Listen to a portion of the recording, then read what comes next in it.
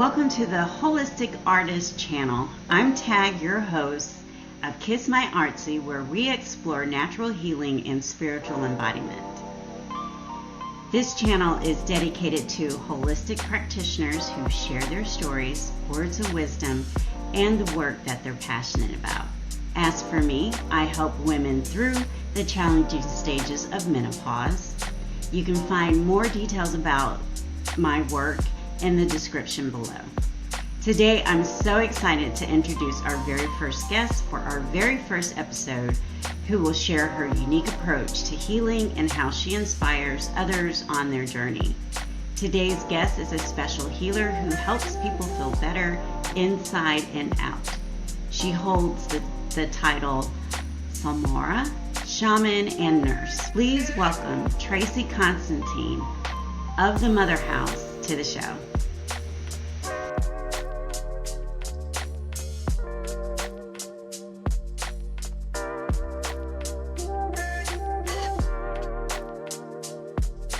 Hi, Tracy. Hi, Tag.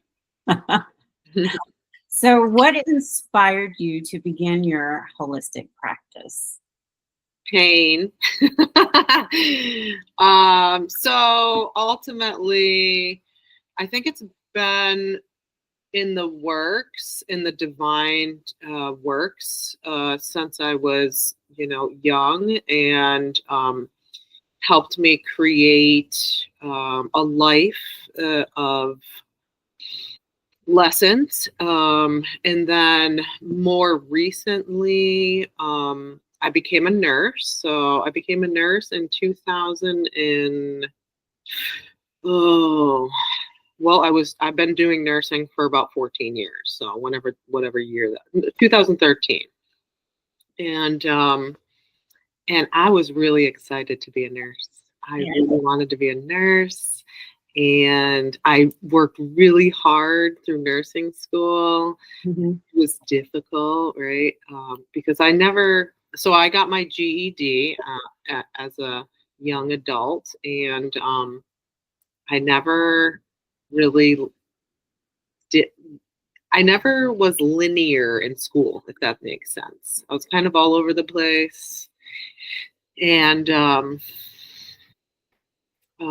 so I thought, well, I don't know what I thought, but it took me a long time to get through school and a lot of help. And but I made it. So how was that experience for you? How was nursing? Did you feel as though it was a good fit with your personality? So there's two components to the nursing aspect of for me. One was the interpersonal relationships, right? And so I excelled with that, and I think my teachers saw that. They would say to me, you're just really great with the patients. And then there is the other component, which is, learning all the bones and learning all the muscles and knowing how to spell them and learning Latin. Right. Yeah. Which I wasn't great at, but I made it. I really do think it was some type of divine intervention that got me through. So tell us a little bit about your background. Where did you first decide that you were going to go in nursing, and then you did this flip and went into the holistic care? So fill us in just a little bit on you. Okay. So, okay, this is a funny story. This is where it starts. So, I grew up in a poor family, poor neighborhood. I got into drugs and alcohol as a youth. And at some point I had enough of that life, and I hit a rock bottom where I kind of asked for some type of shift or change. And I met a man who I actually was with for 20 years. I'm not with him anymore, but he was, what I needed to get through all those times.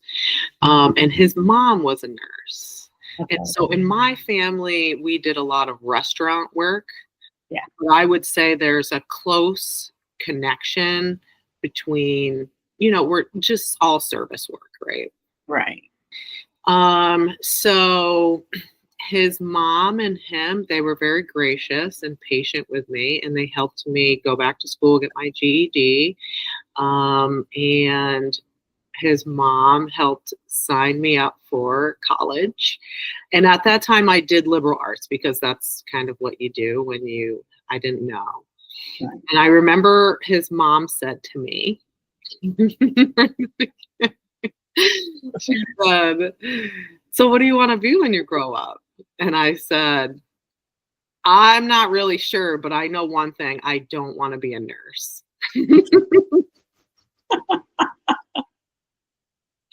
So I know that it was not my willful direction. It was something, it was some type of a plan that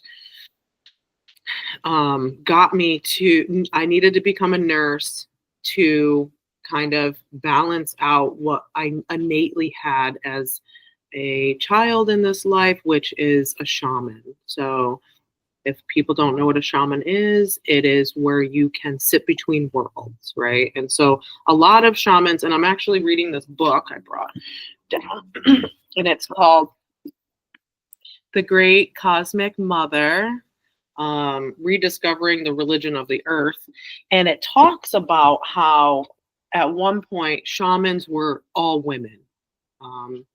And it kind of morphed into men wanting some of the action, right? And that's fine, but I think it blotted out the sacredness of the dark feminine, right? Because I think a lot of people can be scared of those components of life if they don't want to do the work. Right. Sometimes I get comments from people that I know that they believe that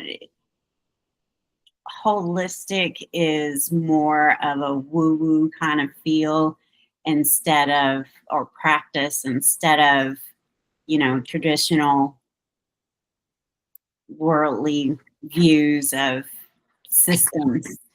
And explaining the difference of what holistic is. It's not a bunch of systems, it's the whole mind, body, and spirit. Mm-hmm. I've had challenges of relating their situation of systems into a world that everything works together. And as you know, being a nurse, of course, you study the whole body, and how everything works together. And then have you had any concerns or issues with trying to explain the difference to people that feel as though holistic is a woo-woo kind of field? Oh. So I would say that in every titled section of medical, we'll call it, whether that's holistic or even when you get into all the subcomponents or subparts like cardiology and the heart or the blood or the bones or all of those systems. I think that ultimately, actually, what I'm going to do is I'm going to put holistic as an umbrella term.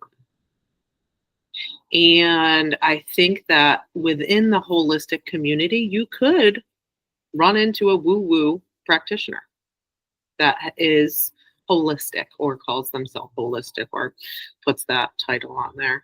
And, I think that is, well, what I think is that whatever you come into contact with, and if you don't know well enough to barricade or protect yourself from that, it's a lesson that you need for Mhm. discernment. And so you might run into that, but for me, I think that holistic, for me, how I feel holistic is, and it kind of sets it apart from what I have been doing in, say, in the hospital, in the mainstream medical, is that it includes the spiritual and the sacredness and the truth, right? And so it's okay to say whatever it is that you is your truth.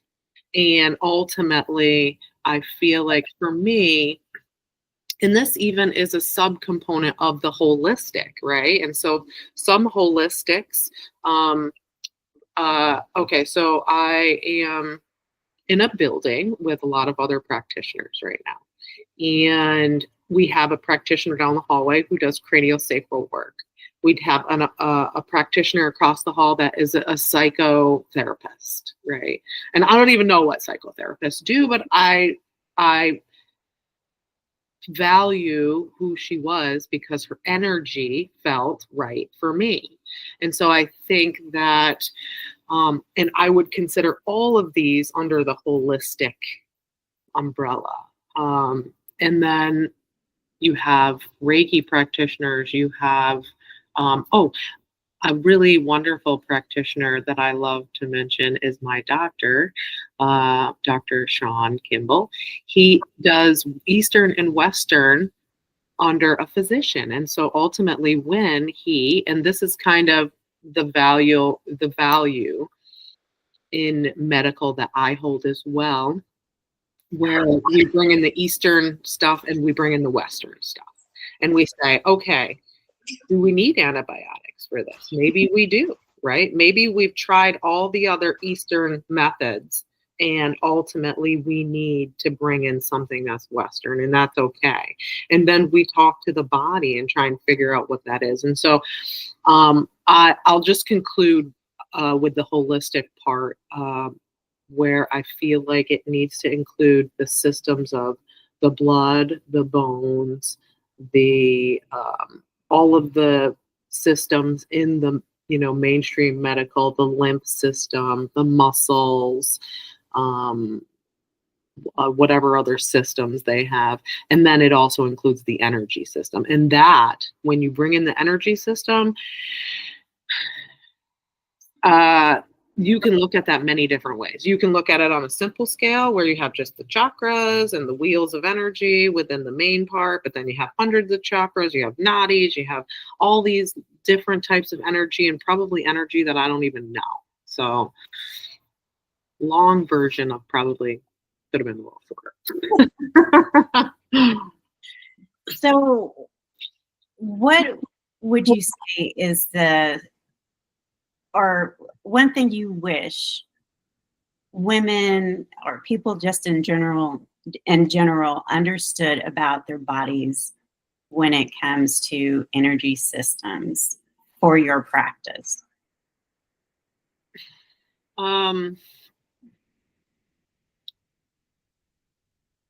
Okay, so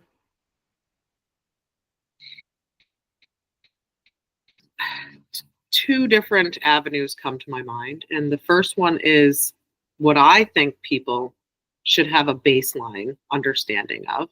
And then the other component is what the general public or general private membership, that's what I am, people who come in, what they want.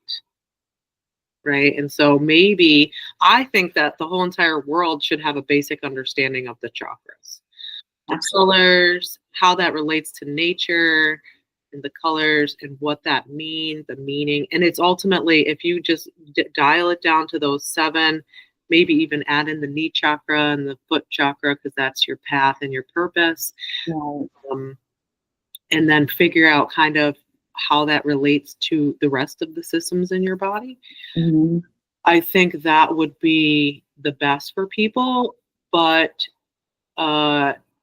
then I take it a step further, and I would say, ultimately, what I would want to do is ask everybody on an individual level, what is it that they're looking for in a basic fundamental understanding? What's the one question that they have about their own body? And then ultimately, as a shaman, I would direct them to listening to what their body has to say to them. Exactly. Yes, exactly. Yeah, you hit a touch point for me. My previous profession, black is the signed uniform color because you're wanting people to move in unison as a collective. They're individual but whole. And so one of the hardest things for me is breaking the black barrier and incorporating different colors into my wardrobe, because colors do matter in how you're seen and how you see yourself. So that really just hit it for me right there. I agree with that. I agree with that. I had, for a really long time, I couldn't get away. I love grays and neutrals and blacks and all that stuff. And I think I really do believe that for me, it was a disconnection that I had my chakras are there. They've always been there.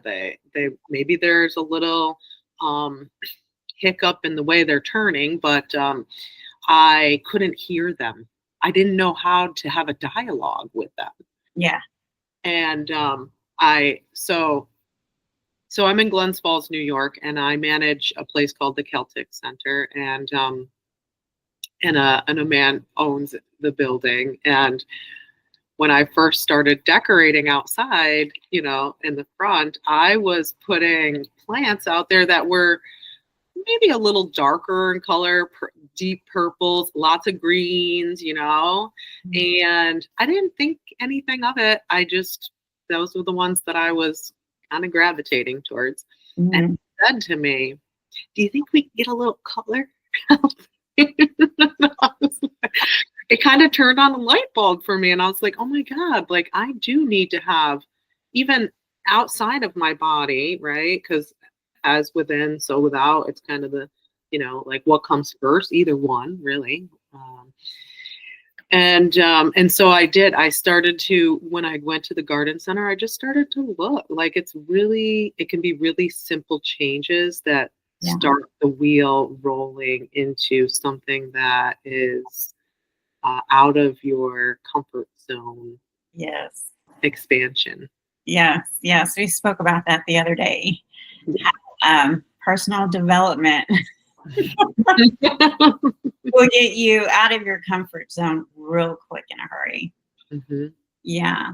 So would you say that you were drawn to your field of holistic practice that you do, or was there something that happened in your life experience that shaped your path down this direction? It was 100% personal experience that actually shifted it, right? And so once I opened the door to that avenue, then I started to notice in my external world why I wanted to adopt all of these holistic and Eastern medicine and earth medicine and nature approved and inner world growth medicine, or whatever you want to call it. But ultimately, the starter point was I became very sick, very ill. Uh-huh. Yeah. It's interesting how this all comes together. As a child, I was very sickly, nervous system just completely shot. And I ended up having a autoimmune illness called myasthenia gravis. And so it made the nervous system, it was like a battle going on within my body all the time. So my nervous system would cause my muscles to relax and contract anytime, anywhere, blah, blah, blah.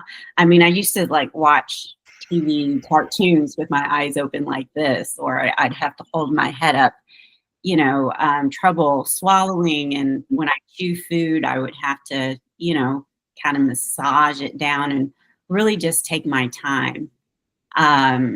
So when you're working with your clients, how do you get them to reconnect to their bodies after a trauma or a disconnection between within their bodies?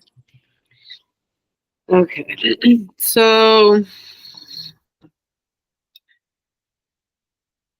spirit is in charge. Spirit is in charge, but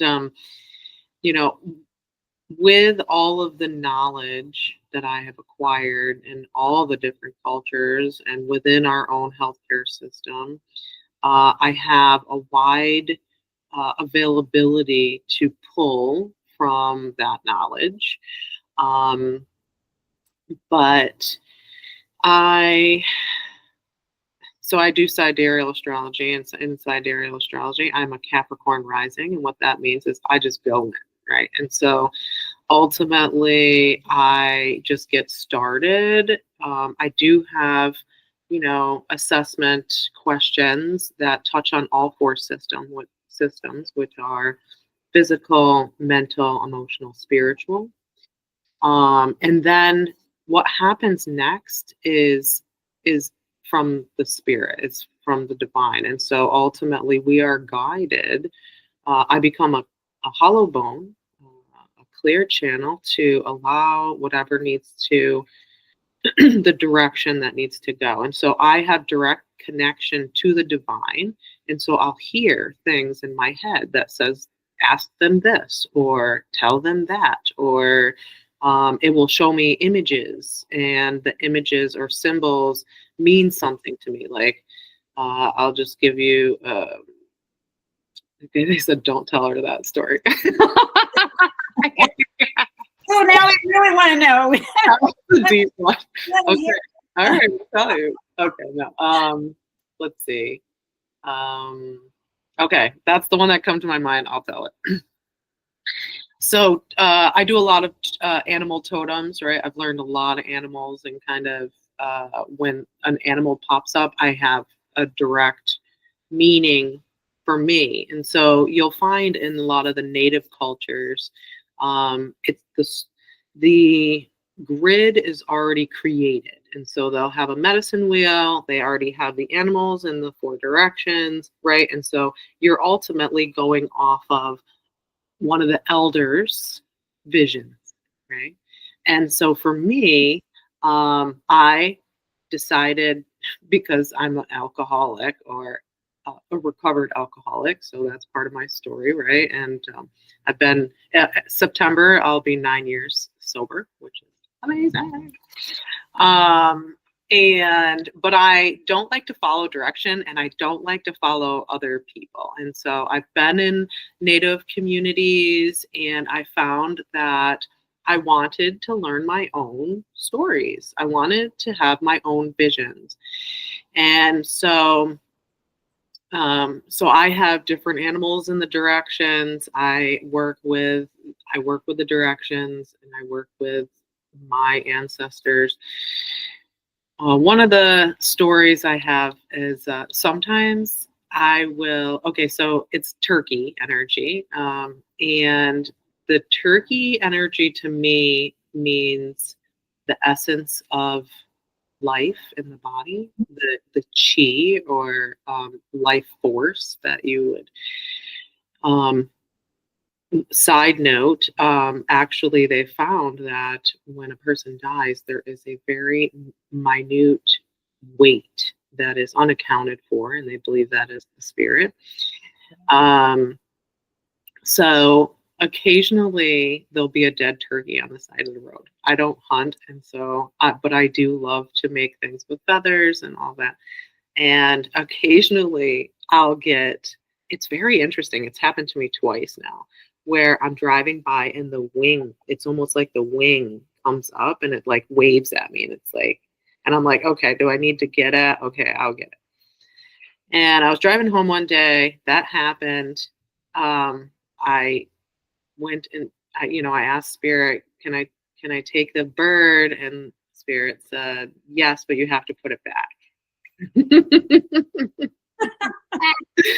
And so I was like, Found it, or that was not said at that time yet, but I did put it back where I found it. Because ultimately, once things are in motion, I'll get like step by step directions on where to go. And I found this is true for me. And I found that this is actually true for people. And we have been, fear has been implanted in us to not take that step without having a safeguard, right? okay. And so picked up the bird, gracefully clipped, what I needed, and put the bird in a bag and was bringing it back. And so I was with a hunter, and he told me all the things, and we used to, sacredly break down animals and all that stuff. And he taught me that once an animal is dead, the blood doesn't flow anymore, right? It kind of pools. You don't have that circulation. And so this bird was dead. I know it was dead. It was cold. It was, right. And I went to put it back. And when I went to put it back, it started to get warm in my hands. Wow. And it started to bleed out of its mouth. Wow. And I'm freaking out at this point, right? And so I put the bird down and I said a quick prayer, because it's sacred medicine, and I went to my master teacher's house at the time. Her name was Elandra, and she lives up in the mountains, and she's actually moving to Colorado, which is awesome. And I told her my fears about working with nature and really the power that it holds. And she gracefully said that it was to show me the essence of life. Right. And so after that, I felt, at ease. And ultimately, the bird over the next couple of days became food for something else in the cycle of life, which is amazing, right? And I think that is something that the powers of nature, which is the four elements, right? The water and the air, earth and water, are earth, fire. They can kind of manipulate, they can kind of show you signs, kind of using temperature and using the wind and using, right? I mean, I have felt myself out in nature and just maybe a feeling that has come over me inside my body, and the wind picks up, right? Yeah. It's a connection. It's this electric magnetic connection that we have to everything. And so so now when I'm doing my healings with people, whenever I get the turkey that comes up in my mind, that's what I talk about with the person. Yeah. What does the essence of life mean to you? Right. Right. Yeah. Yeah. It's funny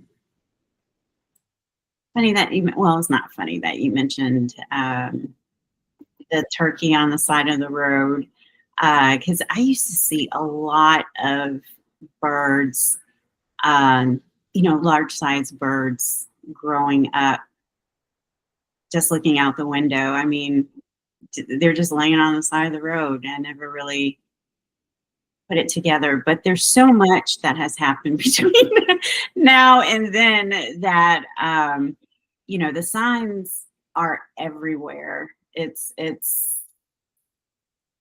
it's everywhere how nature and healing just transforms, you know? Mm. And I believe that when we spend too much time indoors or consumed with social connections, we lose a lot of that essence that is everywhere.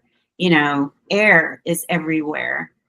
And if you just take a moment when you're outside to just feel the air, you can really sense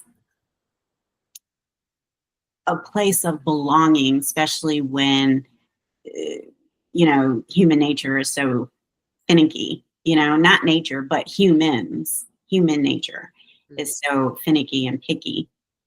So, you know, while you're doing your practice, how do you maintain your own energy and boundaries while you serve others? Tag. I love this question. That was a long time of practice. Hmm. Um, I think it's the practice of learning all the different energies, how they feel, and what is acceptable to me, how to have dialogue with these other energies that are seen and unseen, um, and really how. Uh, okay, so the interesting thing is one of the pieces that I've been looking at is that fear that's coming up inside of me. Do I want to lean in, or is this not good for me? And that's ultimately the discernment I had over and over and over again, right? Even touching somebody else's possessions would transfer energy into me because I'm so sensitive. I remember going to a wedding. It was the first time that I actually realized that some of the energy that I was feeling is not mine, right? And like I was fine. And then when I got in the wedding, I was having all of these random thoughts that were giving me anxiety and making me feel like these thoughts were negative. Like the thoughts that I had coming in were negative. And the guy that I was with said, why don't you go outside and kind of shake it off? And when I did, I got a message that said, that's not your energy. And then I was able to kind of just having the awareness that I can release this. Right. I was able to release it and then go back into the wedding, and it wasn't there anymore. And so really understanding that I have the ability to have a choice in my conscious life and in my subconscious life, because sometimes spirit, whatever's coming in, if we don't have a dialogue with them, um, and have developed boundaries, and this happens over time, um, you know, a lot can be asked of us with our little bodies, our limited bodies that we have. So I guess there has been a process where I did need to feel some physical ailment, some sickness. I needed to feel the nausea when this or that comes in. I needed to feel the sensations in my body, and I needed to learn how to not to panic when that happens. Right. And also, ultimately, lastly, I needed to acclimate to all of that stuff, and now I can. I don't want to say 100% not, feel in balance, because sometimes I will push it when I'm human, so I'm not perfect, and there are still some energies that I take too much. I take too much. Somebody said it to me recently, and they said I stayed too long. Oh yeah. So I don't blame that on the other person, although their energy kind of elicits something inside of me that I lose sight of what the balance is and when I need to say I've had enough, I guess. Right. Yeah.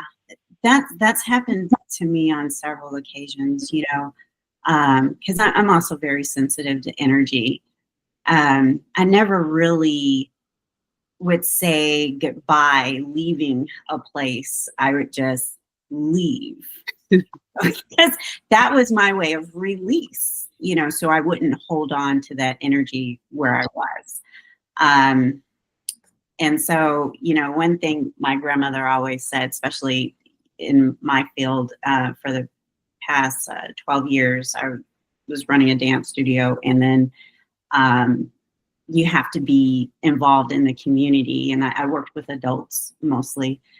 And, so I had to give myself boundaries for my protection. It was only a 2-drink minimum when I going out, or maximum, I'm sorry. Maximum when I go out to socialize, and so that was for my protection, and I was going somewhere with this. And so when I'm conversating with someone or sharing space with someone, it was very common for me to honor that it was done when it was done, and I would when I was led to leave, I would just leave, as a part of releasing and not attaching. Mm-hmm. And so this happened most recently within the last couple of years. A friend of mine said that I stayed too long. Mm-hmm.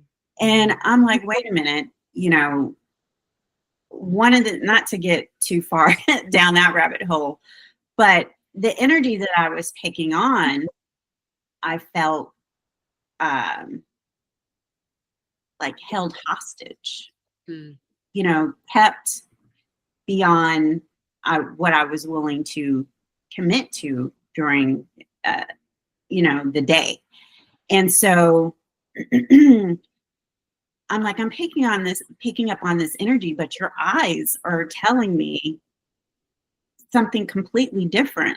Mm. So when I get ready to go, because I'm like, okay, well, this is I'm done with this. It's time to release this moment. It was a grab and no, you stay here, So that the energy is very, very tricky. And I understand how important it is to give yourself boundaries. Even by other practitioners that I've come in and space with have asked me, do I pick up energies and take them with me? And I'm like, no, I'm a vessel. When it's time for me to go, I go. I mean, that's just it. There is no, oh, goodbye, da, da, da, da. There isn't any of that. Yeah, I do feel that too. It's interesting because I get a lot of things. I work through a lot of things in retrospect, right? And so like, I will, I don't want to use the F word. I will F things up initially at like everything that I did.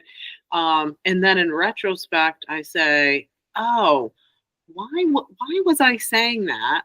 Or why did I stay too long? Or what was that? And just recently, I would say in the last 6 months, I've really learned what it feels like in my mind when my mind is being influenced by the external energies and what that feels like. And I think that it ultimately wasn't a bad thing up to this point to learn to come into contact with those, I would call it parasitic energy, to be honest, because it's like this energy that I feel like has been kind of implanted into the human collective, that even the people who are holding that energy on the other side of things, and me, we don't really even know. It's like a third party that's kind of sitting there and wants to feed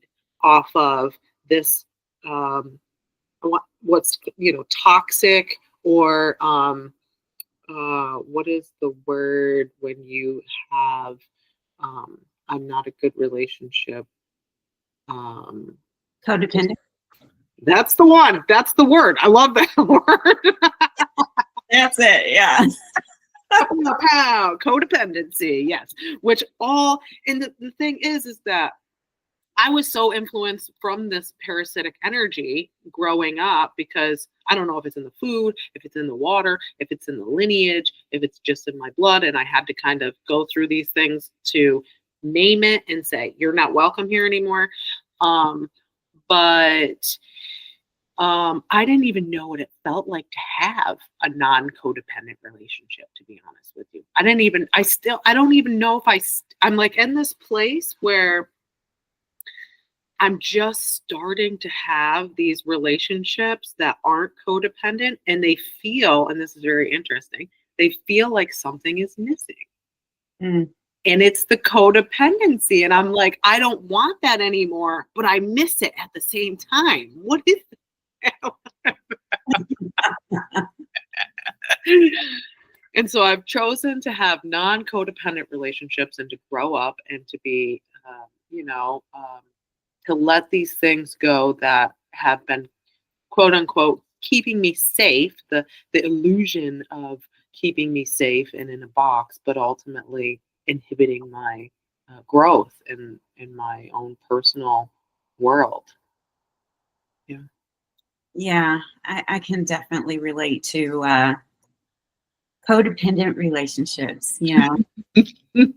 Oh my gosh, oh my gosh.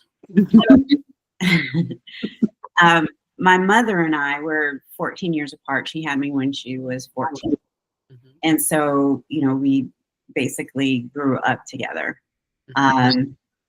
It wasn't later on until in life that I found out that I'm actually adopted. So that's a whole different story there, because she wasn't the person who I thought she was.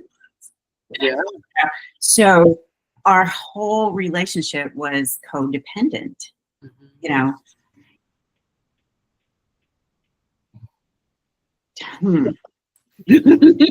Pause. Oh, yeah. When you're underdeveloped, you have attachment, a codependency. Some people self-soothe, or children self-soothe with thumb sucking or rocking or a blanket or a favorite toy, imaginary friends, the list goes on and on of codependent issues. Well, she was the co, and she was dependent on me to be there when no one else was. And so, I was passed around a lot. And over time, I realized that this pattern that I seem to attract is people with these codependent tendencies that are drawn to me because of the independence, and it makes it a very difficult dynamic, because the conditioned part of me is addicted to the person who is dependent on me to, yeah.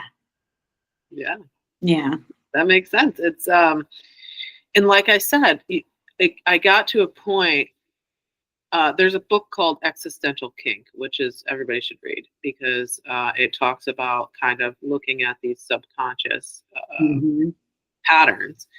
And it is, I believe, it is something that we're unconscious of, and we ultimately can't understand even how to where to start, to be honest with you, with looking at that so that we can break the patterns. And, obviously my work is going into that unseen place, that subconscious place, and not from an ego standpoint or a personal standpoint, but ultimately from a uh, just a hollow body standpoint, to allow whatever it is that ultimately people who haven't gone through the extensive work with spirit that I have, it gives, I can then gift them, these messages, or whatever comes through, or even um, I have other beings or other energies, frequencies that will come into my body, and they have advanced technology and can heal whatever needs to be healed in your body that is able to be healed, right? Because the reason why okay, so this is interesting. The reason why we came into this life and had the mother and father and got, or even adopted parents, was to, it's almost like EMDR, where you are bringing up the trauma. And so it's probably many lives old, or lineage, or whatever, blood. And you're finally, there's a saying that says, I didn't create the wound, but I'm here to heal it, right? And so we might not even know, because we didn't really experience it in our remembering, um, but it's there and it's ready to be healed. And so ultimately, I had to come to this place, and I had the same experience with my mother. And I ultimately felt, and I didn't realize this growing up, but I felt like I was adopted from my mother, because my mother never understood me. But I realized just in the last couple of years, I had to get angry with my mother for not being a mother, and being so dependent on me, and being so much my friend, right? And where was that mother, right? And then I ultimately, once I experienced the anger and was able to release that, there was a deep sadness and a love, in a connection to understanding why she was my mother, why she brought this stuff up in me, and what I needed to look at in my soul.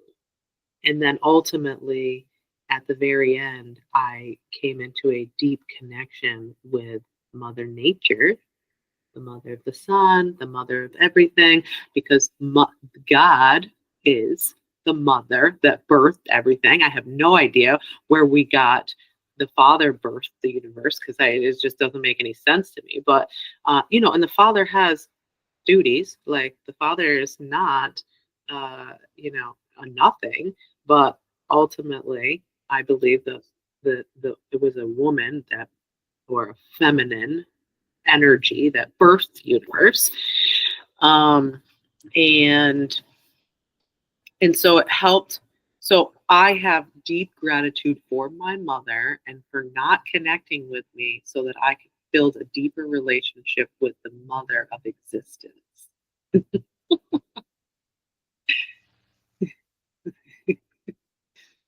Oh, you're muted. Uh, anyway, but it's funny how that works out. It's like, okay, you could have told me this ahead of time so I could have that connection with the Mother Earth. Yeah. So I wouldn't have taken a lot of things personal, when there wasn't a connection with us. But yeah, it's like every traumatic thing that has happened on my journey through this life that has directed me on this path of my holistic practice is nature. Everything in nature. I mean, that's been my go-to for everything. Um, Food, medicine, mental clarity, um, muscle strength, regaining self-awareness. I mean, I have learned through so much. I've learned so much through Mother Nature than I have any other person, human being, my whole entire life. I mean, it's just, I'm at awe. Why don't more people see this? You know, that this is why, you know, this is what I ask myself. Why don't more people see this? When I start talking, people look at me with like I have three heads, you know, when, you know, well, I'm supposed to tell you this, and I'm supposed to tell you that, and this is what's going wrong with you, and I know you're lying, I know you're lying. You know what I mean? It's Well, I think it's because the Mother Earth is the dark element to what the story, where this, you know, what is in the story. And so you have the father light that helps everything grow, and supports, and then you have the darker Mother Earth that I believe that ultimately it's just misunderstood. very, Not outright. very misunderstood. Our practices are misunderstood. We're Yeah. not working against the system. We're just trying to get people to broaden their thinking and how they heal and grow and nurture the, you know, themselves, their situation, their problems, their challenges, their relationships, and it all starts with you. Yeah. Yeah. Yeah, it is a connection with your inner self, and then you can gain a connection with your outer self. And I think that I think that and it kind of, if we look at it on anything that you start new, exercise, a language, um, anything, it's difficult. It's going to be hard. It's going to bring up things that appear to be darker, but Mm-hmm. it's not darker. It's just foreign, and you need a guide, and hence why there are so many people who are, you know, developing and maintaining these holistic uh, guide practices for people, for um, to give people the opportunity and space to Mm-hmm. something like this, um, because I needed a lot of support going through this. I've had a lot of guides, both in this world and in the unseen world. I've had to call in a lot of, you know, we'll say people, but energies, frequencies that can help me understand what I'm feeling in my body, what I'm thinking in my mind, what I need to not be thinking in my mind. You know, where to go to find the spirituality in my soul. I recently, my one of my teachers kept, you know, I kept wanting to look in the external world for the problem. And the reason being is because my body was telling me things, but it was so uncomfortable that I didn't want to go there. Yeah. And I also, I had a hard time slowing down. And so I needed constant reminder of her telling me, go sit in meditation or someplace quiet, just close your eyes, ask your body what it's, you know, where is that little girl inside of you who's crying or angry, and what she needs from you.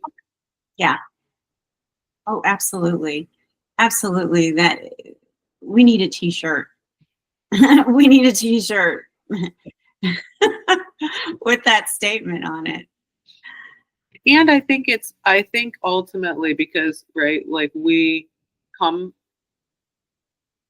we're in a world where we have muted this, and a lot of people want to do it themselves or do it on their own. And I found that um, not only is it the direction of these teachers that I came into life, into whatever part of my life, wherever they came from, but it's also their energy. Just being present with them, they there was something alchemizing inside of my body because am calling in this new energy that I want to develop and evolve, and they just hold it.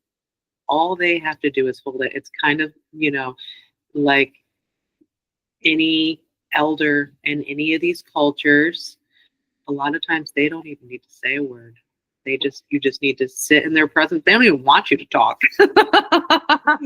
And they don't want to talk either. They want to like hold a piece of corn or something, and like ultimately whatever the energy in that is, it is delivering the message that my body on a molecular level is gathering and listening to, and beyond our words, there is shit going on.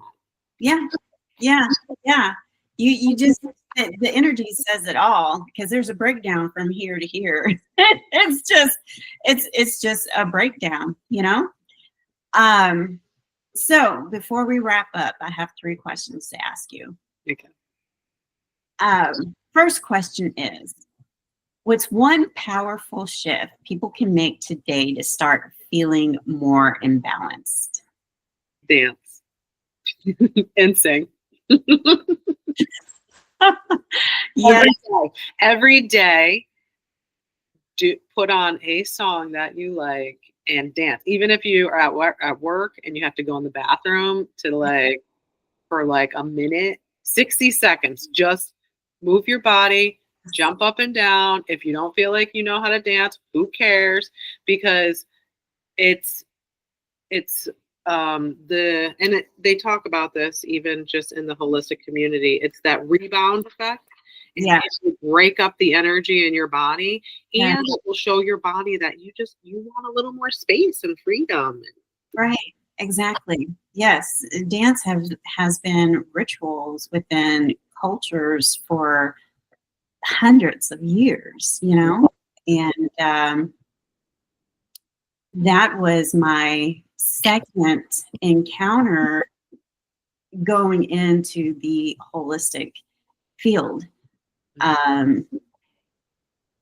Yeah, I get it. I completely get it. Yes, dance, just like singing, it is a personal development tool that you'll learn a lot about yourself very quickly, and you'll start pushing beyond limitations that you've been conditioned to receive, So, second question, knowing what you know now, if you could speak to your younger self, what would you say? What popped into my head right off the get was everything is going to be okay. Everything is going to be okay. Yes, everything is going to be okay. Don't worry about the other person. Look at you. I think just those 2 letters, okay, when you have a life of trauma. When I first said that, like, I'm going to be okay, it was very emotional for me because I don't think I ever said that to myself. Yeah. It's an inner knowing. Everything is going to be okay. Okay, last question, and we'll wrap it up. Where can listeners contact you or learn more about your work? Okay. So I am stewarding a private membership association called the Mother House. And I have a website, and it's called themotherhouse.org. And it should be good, but it keeps like there's like some last minute touches that I've been doing. So if it's not working and you want to get in contact with me, you can reach out to my email, which is info@themotherhouse.org. I also am on Facebook, the Mother House TLC. I'm on Instagram, the Mother House TLC. My name is Tracy Constantine, so if all else fails, you can reach me through that. Yeah. Awesome. Great. Well, thank you for showing up today. And I just want to lastly say thank you, Tag. And I just want to kind of bounce back because I think that everybody is important in this exchange. And I know that you also have a holistic practice. And so if you want to, because I don't know the name of your holistic practice, just mention that too. yes, I am the holistic artist. And you can find information about me on kissmyartsy.com. Go ahead. kissmyartsy.com. Yeah. Yeah. It's beautiful. Thank you. Thank you. Mhm.